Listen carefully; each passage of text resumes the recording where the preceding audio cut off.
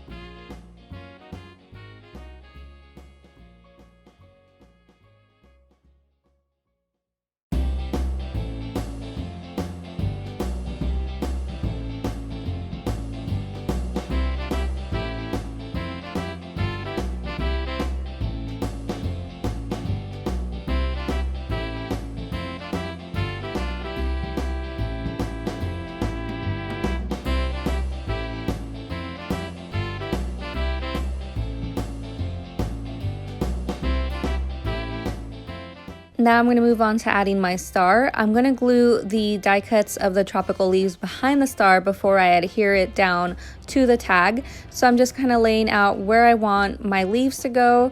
There are a little variation of pink, just subtle, and I'm going to be gluing that behind the star just to give it a more tropical vibes and tying everything together, and then I'm going to glue it down to the tag.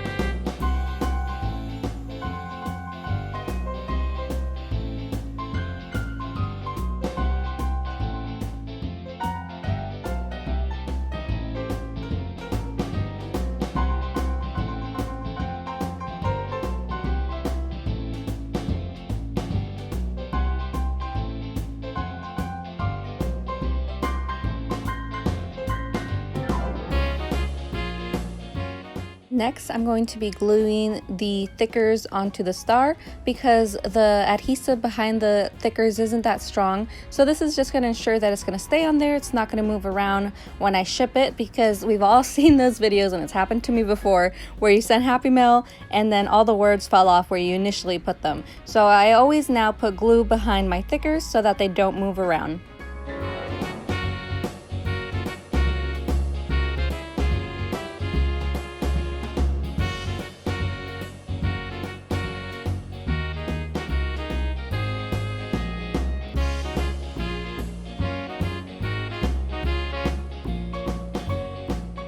Now it's time to adhere our little girl on here, so I'm going to expose the adhesive on this and attach it to my tag.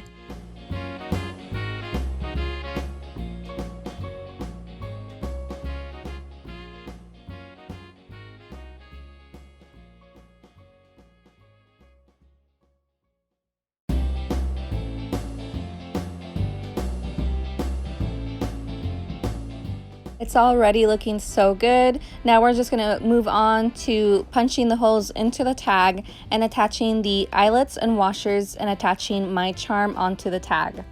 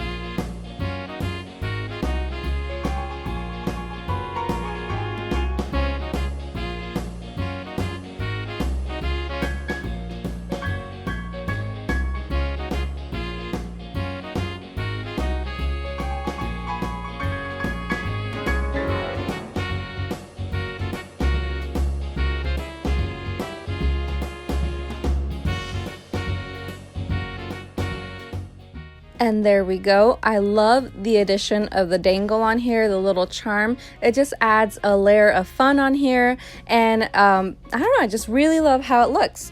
Now I'm just going to be adhering pom-poms and sequins to the tag just to tie it all together and bring in other textures and elements on here.